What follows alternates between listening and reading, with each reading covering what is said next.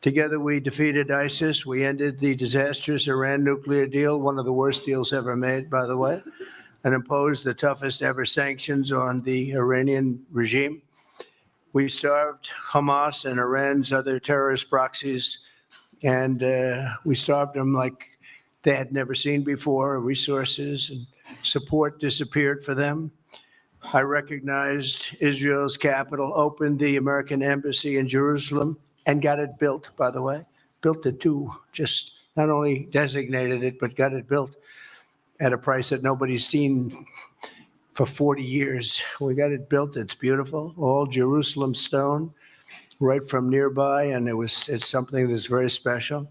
And recognized Israeli sovereignty over the Golan Heights, something that they talked about for 70 years, and they weren't able to get it, and I got it. And with the historic Abraham Accord, something that was really an achievement that was, I think, going to become more and more important because we achieved the most significant Middle East peace agreements in half a century, but the Abraham Accords in particular. And I really believe that many countries will soon be joining this amazing peace and economic development transaction. It really is a big economic development transaction. I think we're going to have a lot of people signing up very quickly. Unfortunately, for 4 years, nobody signed up. Nobody did anything for 4 years except in the negative. Unfortunately, the weakness and incompetence of those years, those past 4 years, the grave damage around the globe that was done, including in the Middle East, grave damage all over the globe. The horrors of October 7th would never have happened if I were president. The Ukraine and Russia disaster would never have happened if I were president. Over the past 16 months, Israel has endured a sustained, aggressive, and murderous assault on every front, but they fought back bravely. You see that, you know that. What we have witnessed is an all-out attack on the very existence of a Jewish state in the Jewish homeland. The Israelis have stood strong and united in the face of an enemy that has kidnapped, tortured, raped, and slaughtered innocent men, women, children, and even little babies. I want to salute the Israeli people for meeting this trial with courage and determination and unflinching resolve. They have been strong. In our meetings today, the Prime Minister and I focused on the future, discussing how we can work together to ensure Hamas is eliminated and ultimately restore peace to a very troubled region. It's been troubled, but what's happened in the last 4 years has not been good. I want to thank Prime Minister Netanyahu for working closely with my transition team, Special Envoy Steve Witkoff, who's here somewhere. Steve, and what a good job you've done. Proud of you. Done a fantastic job. National Security Advisor Mike Waltz. Thank you, Mike, for working so well with us. Thank you. We have, in addition, Marco Rubio, who is on the phone right now, listening to every single word that we say, and he's going to be great. And Pete, congratulations. And Scott, congratulations. I see you're here. And Caroline's been doing a great job. She's really probably talked about more than anybody here. She's done a fantastic job, and thank you very much, Caroline. We're proud of you. But we'll only be satisfied when all of these problems are solved, and we have the team to solve them, and that's going to happen. And it's going to happen, I think, very quickly. I also strongly believe that the Gaza Strip, which has been a symbol of death and destruction for so many decades and so bad for the people anywhere near it, and especially those who live there, and frankly, who's been really very unlucky. It's been very unlucky. It's been an unlucky place for a long time. Being in its presence just has not been good, and it should not go through a process of rebuilding and occupation by the same people that have really stood there and fought for it and lived there and died there and lived a miserable existence there. Instead, we should go to other countries of interest with humanitarian hearts, and there are many of them that want to do this, and build various domains that will ultimately be occupied by the 1.8 million Palestinians living in Gaza, ending the death and destruction and, frankly, bad luck. This can be paid for by neighboring countries of great wealth. It could be 1, 2, 3, 4, 5, 7, 8, 12. It could be numerous sites, or it could be one large site. But the people will be able to live in comfort and peace, and we'll make sure something really spectacular is done. They're going to have peace. They're not going to be shot at and killed and destroyed like this civilization of wonderful people has had to endure. The only reason the Palestinians want to go back to Gaza is they have no alternative. It's right now a demolition site. This is just a demolition site. Virtually every building is down. They're living under fallen concrete that's very dangerous and very precarious. They instead can occupy all of a beautiful area with homes and safety, and they can live out their lives in peace and harmony instead of having to go back and do it again. The U.S. will take over the Gaza Strip, and we will do a job with it too.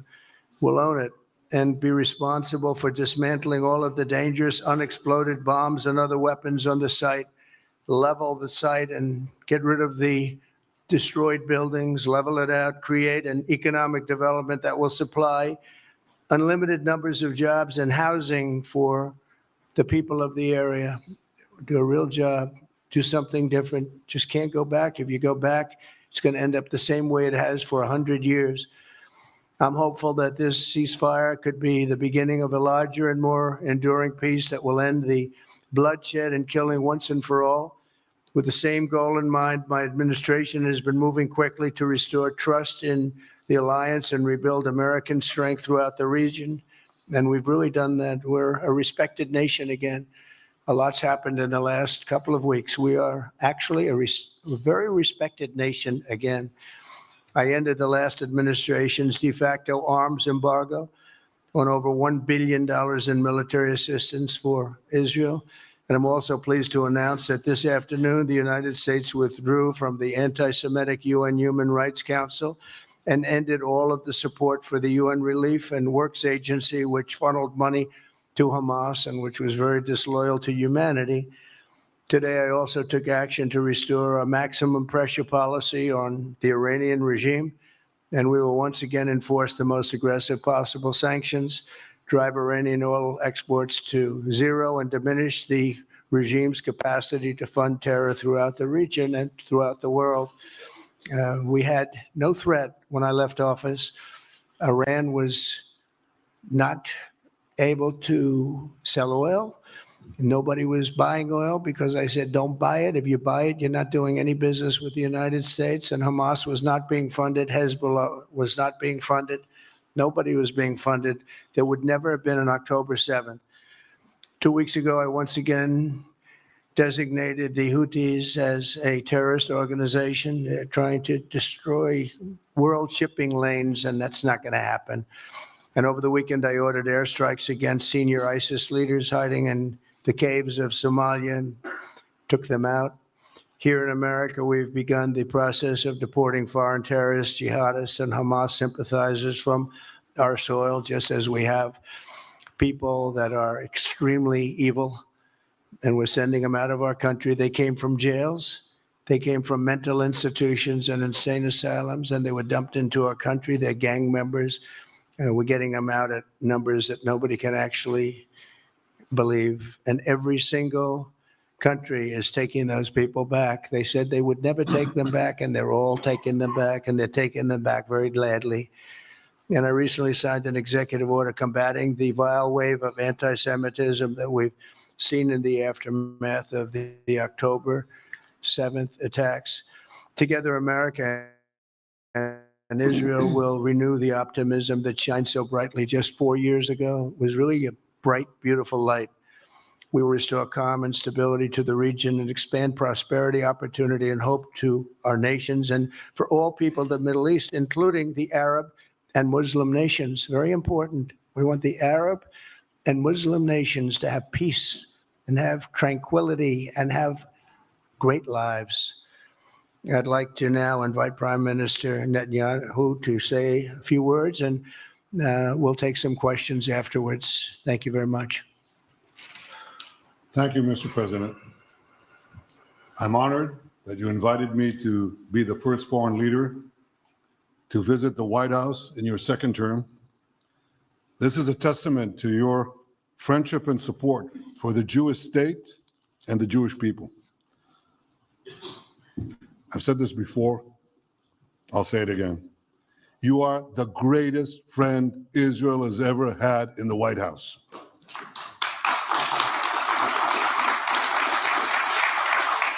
And that's why the people of Israel have such enormous respect for you. In your first term, you recognized Jerusalem as Israel's capital. You moved the American embassy there. You recognized Israel's sovereignty over the Golan Heights. You withdrew from the disastrous Iran nuclear deal. I remember we spoke about it. You said, this is the worst deal I've ever seen. I'm elected, I'm walking out of it. That's exactly what you did. And I think it speaks loudly for just common sense, just looking at things and seeing them as they are. And of course, you also brokered the groundbreaking Abraham Accords in which Israel made peace with 4 Arab states. We did this in 4 months. Nothing happened for a quarter of a century, but in 4 months, we were able, working together under your leadership, to have 4 historic peace accords. And now in the first days of your second term, you picked up right where you left off. Your leadership helped bring our hostages home, among them American citizens. You freed up munitions that have been withheld from Israel. They had been withheld from Israel in the midst of a 7-front war for our existence. And you just freed it. You ended unjust sanctions against law-abiding Israeli citizens. You boldly confronted the scourge of anti-Semitism. You stopped funding, as you just said, international organizations like UNRWA that support and fund terrorists. And today, you renewed the maximum pressure campaign against Iran.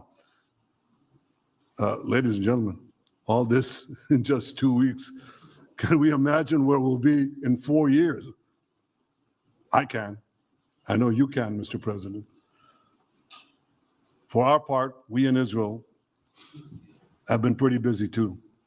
Since the horrendous October 7th attack, we've been fighting our common enemies and changing the face of the Middle East. On that infamous day, Hamas monsters savagely murdered 1,200 innocent people, including more than 40 Americans. They beheaded men, they raped women, they burnt babies alive, and they took 251 people hostage to the dungeons of Gaza. And after this worst attack on Jews since the Holocaust, Iran and its henchmen in the Middle East were absolutely ecstatic. Haniya praised the massacre. Sinwar said that Israel was finished. Nasrallah boasted that Israel was, here's what he said, as feeble as a spider's web. Well, Mr. President, Haniya is gone. Sinwar is gone. Nasrallah is gone. We've devastated Hamas. We decimated Hezbollah. We destroyed Assad's remaining armaments. And we crippled Iran's air defenses. And in doing this, we've defeated some of America's worst enemies. We took out terrorists who were wanted for decades for shedding rivers of American blood, including the blood of 241 Marines murdered in Beirut. We accomplished all this with the indomitable spirit of our people and the boundless courage of our soldiers. The Bible says that the people of Israel shall rise like lions, and boy, did we rise. Today, the roar of the Lion of Judah is heard loudly throughout the Middle East. Israel has never been stronger, and the Iran terror axis has never been weaker. But as we discussed, Mr. President, to secure our future and bring peace to our region, we have to finish the job. In Gaza, Israel has three goals: destroy Hamas's military and governing capabilities, secure the release of all of our hostages, and ensure that Gaza never again poses a threat to Israel. I believe, Mr. President, that your willingness to puncture conventional thinking that has failed time and time and time again, your willingness to think outside the box with fresh ideas will help us achieve all these goals. And I've seen you do this many times. You cut to the chase. You see things others refuse to see.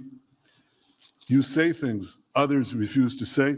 And after the jaws drop, people scratch their heads and they say, you know, he's right. And this is the kind of thinking that enabled us to bring the Abraham Accords. This is the kind of thinking that will reshape the Middle East and bring peace. We also see eye to eye on Iran. That's the same Iran that tried to kill us both. They tried to kill you, Mr. President. They tried through their proxies to kill me.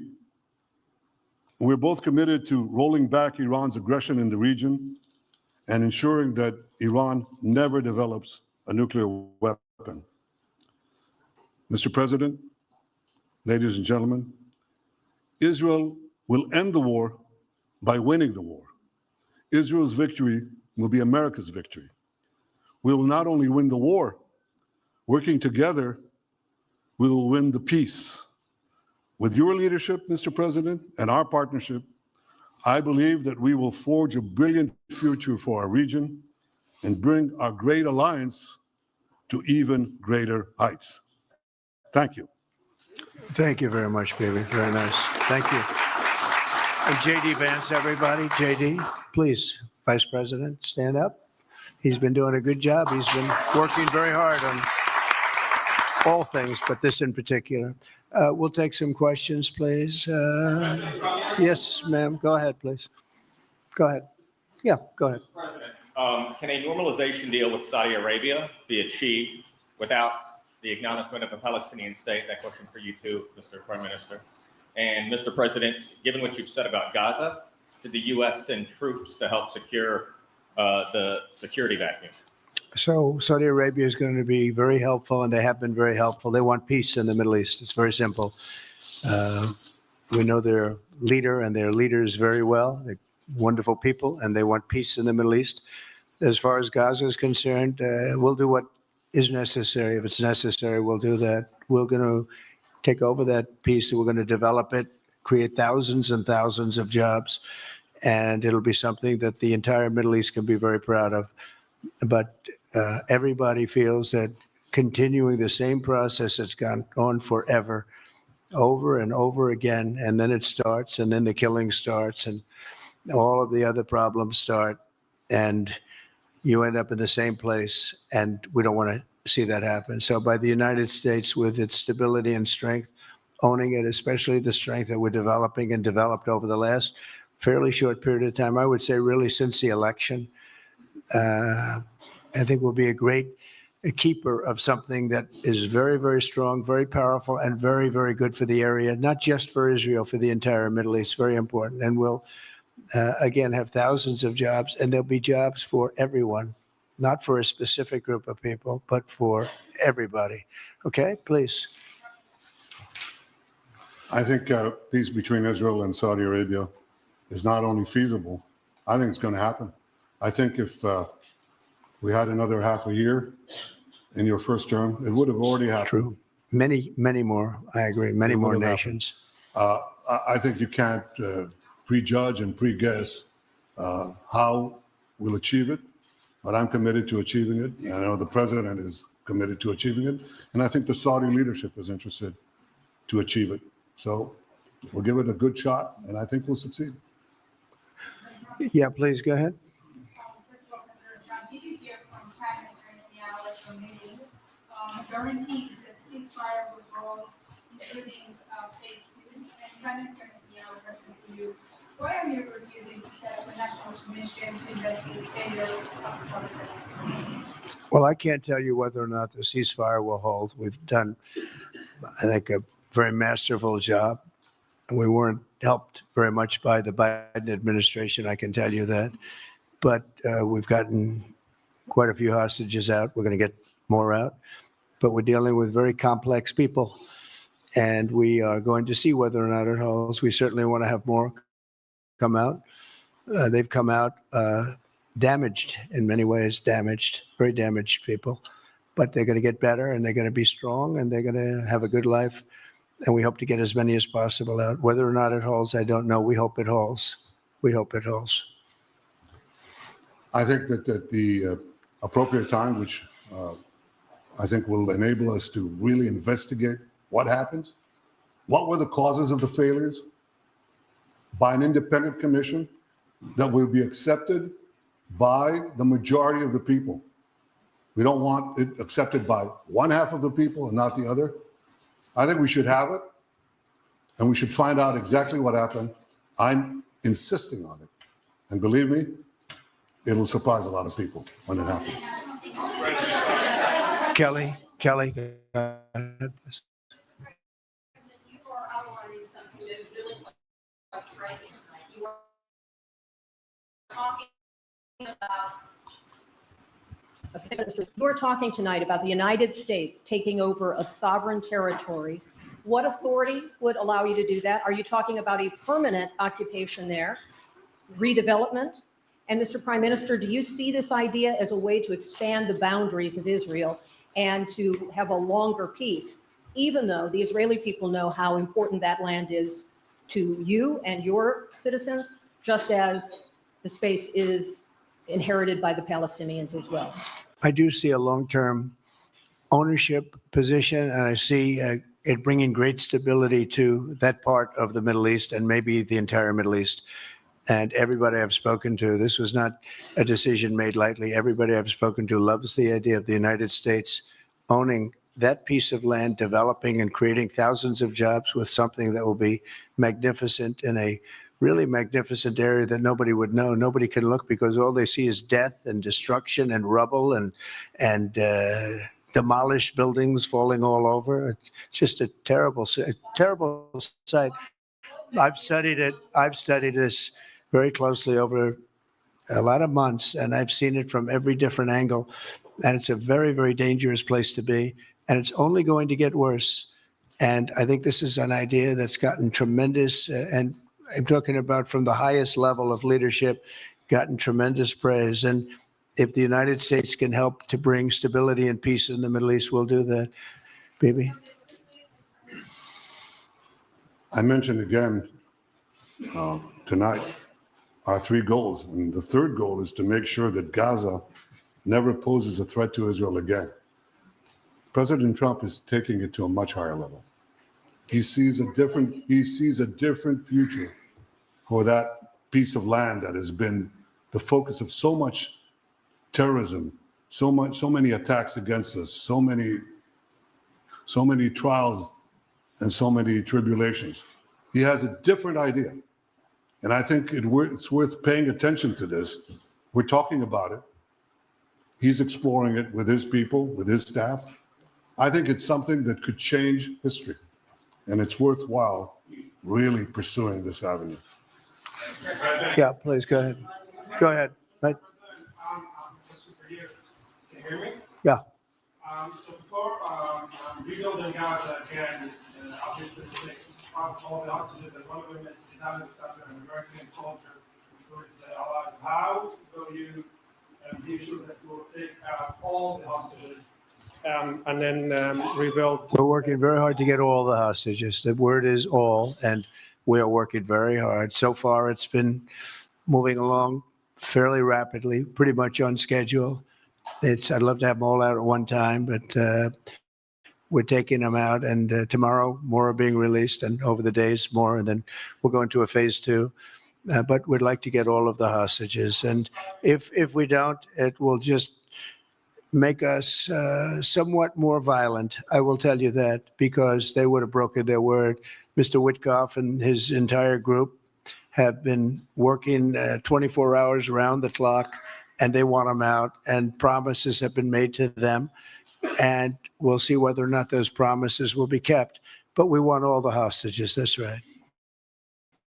How much time do you think it will take?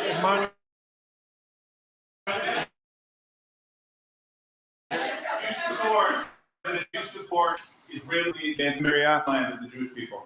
Well, we're discussing that with many of your representatives. You're represented very well, and people do like the idea, but we haven't taken a position on it yet. But we'll be making an announcement probably on that very specific topic over the next 4 weeks. Go ahead, please. Please. Thank you so much, Mr. President. So you just said that you think all the Palestinians should be relocated to other countries. Does that mean that you do not support a two-state solution? It doesn't mean anything about a two-state or one state or any other state. It means that we want to give people a chance at life. They have never had a chance at life because the Gaza Strip has been a hellhole for people living there. It's been horrible. Hamas has made it so bad, so dangerous, so unfair to people. And by doing what I'm recommending that we do, it's a very strong recommendation, but it is a strong recommendation. By doing that, we think we're going to bring perhaps great peace to long beyond this area. And I have to stress, this is not for Israel. This is for everybody in the Middle East, Arabs, Muslims. This is for everybody. This would be where they can partake in terms of jobs and living and all of the other benefits. And I think it's very important. It just doesn't work the other way. You know, you can't keep trying. They just has been going along for so many decades, you can't even count. You just can't keep doing. You have to learn from history. You can't keep doing the same mistake over and over again. Gaza is a hellhole right now. It was before the bombing started, frankly. And we're going to give people a chance to live in a beautiful community that's safe and secure. And I think you're going to see a tremendous outflowing of support. I can tell you, I spoke to other leaders of countries in the Middle East, and they love the idea. They say it would really bring stability. And what we need is stability. Yes, sir, please. Go ahead. Thank you. Are you still committed to imposing sanctions on the ICC, despite the move being stalled in the Senate? And please, a question for the Prime Minister as well. The President has been very clear about his desire to achieve a deal with Saudi Arabia. How do you settle this if Israel is required to renew the war against Hamas in the future? Go ahead, Bibi. I think everybody understands that just as the President fought and defeated Al-Qaeda and ISIS, that we can't leave Hamas there because Hamas will continue the battle to destroy Israel. They'll do, you know, when in this temporary ceasefire, one of their leaders comes out, you know what he says? We're going to do October 7th again, except we'll do it bigger. So obviously, you can't talk about peace neither with Hamas or in the Middle East if this, toxic, murderous organization is left standing. Any more than you could make peace in Europe after World War II if the Nazi regime was left standing and the Nazi army was left standing. You want a different future? You got to knock out the people who want to destroy you and destroy peace. That's what we're going to do. I think that will also usher in, actually, the peace with Saudi Arabia and with others. And I think there'll be others too. Yes, ma'am. Go ahead. My name is Ziyazin Karimi, Afghan Safar Woman, as I expectation from you. Do you have any plan to change Afghanistan situation? Are you able to recognize Taliban? Because I'm an Afghan journalist, Afghan Safar Woman. Any comment about Afghanistan? What's your future plan for Afghan people, especially Afghanistan? I have a little hard time understanding you. Where are you from? Oh, actually, it's a beautiful voice and a beautiful accent. The only problem is I can't understand a word you're saying. But I just say this, good luck, live in peace. Go ahead, please. That's okay, yeah, please. And Prime Minister, You said earlier today that it was tough for you to implement these sanctions on Iran, but you Yeah. did indicate that you were willing to negotiate with them. What would that look like? And are you in conversations with them? And Yeah. the same for the Prime Minister, sir. I hated doing it. I want Iran to be peaceful and successful. I hated doing it. I did it once before, and we brought them down to a level where they were unable to give any money. They had to survive themselves, and they had no money. They were essentially broke. And they had no money for, as I said, Hezbollah. They had no money for Hamas. They had no money for any form of terror. The 28, if you call it, the 28 sites of terror, they had no money for any of it. They had to do their own and focus on their own well-being. And I hated to do it then, and I hate to do it just as much now. And I say this, and I say this to Iran, who's listening very intently.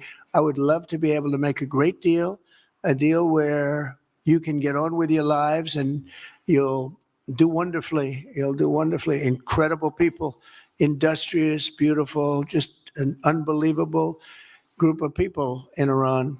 And I know them well, have many friends from Iran and many friends that are Americans from Iran, and they're very proud of Iran.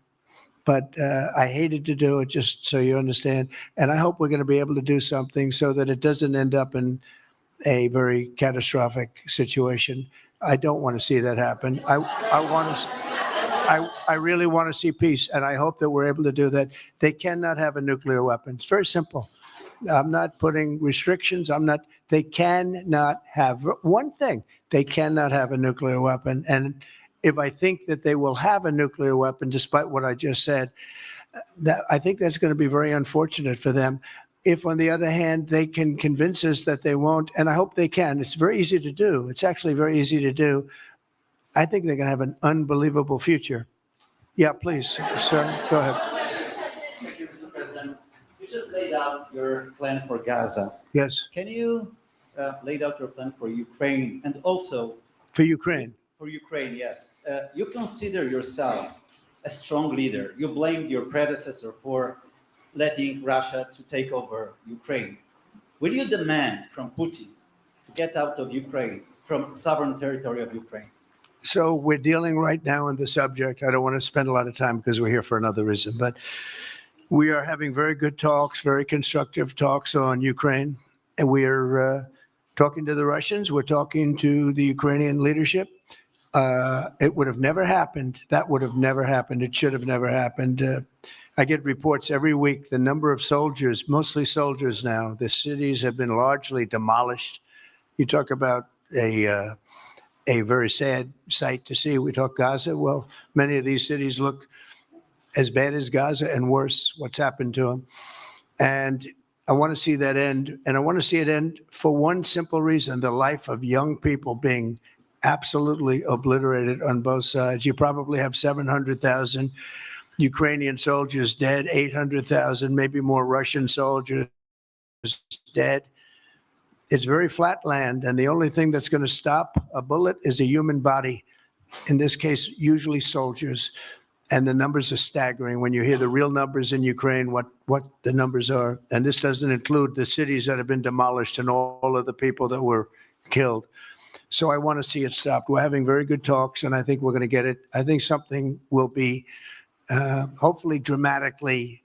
It will rise above everything. You can't let this continue. You can't. This is an absolute slaughter that's taking place on the beautiful farmlands of Ukraine, and we have to stop it. We can't let this continue. It is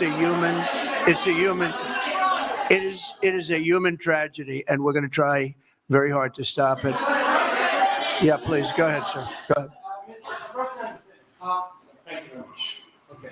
Mr. President, what's your view about Palestinian leader Abbas' role in all the regional changes you want to do? And a question for the Prime Minister, what's your view on President Trump wanting to reach a deal with Iran and not a much more active military stance towards him? Go ahead, baby. Go ahead. I think the president just said something that I think is the pivot of everything that we're talking about. He said Iran cannot have a nuclear weapon. And we fully agree with that. If this goal can be achieved by a maximum pressure campaign, so be it. But I think the most important thing is to focus on the goal, which the president just did, and I fully agree with him. Well, I said it, and he said it very well. It's a campaign of pressure to see if we can get something done. He doesn't want to do what some people think will automatically happen because they're very difficult people to deal with, as you know. But if we could solve the things that you've been witnessing over the last number of years, it would be, I think it would be a tremendous thing. Go ahead, please. Do you have any plans to visit Israel soon? To visit where? Israel and Gaza. Oh, well, I love Israel. I will visit there, and I'll visit Gaza, and I'll visit Saudi Arabia, and I'll visit other places all over the Middle East. The Middle East is an incredible place, so vibrant, so it's just one of the really beautiful places and with great people. And I think a lot of bad leadership has taken place in the Middle East that's allowed this to happen. It's just terrible. And that includes on the American side, by the way. We should have never gone in there a long time ago, spent trillions of dollars and created so much death. So that includes Americans. But yeah, I'll be visiting a lot of different places in the Middle East. I've been invited everywhere, but I will be visiting some, yeah. Okay. Let's go. Caitlin, go ahead, Caitlin.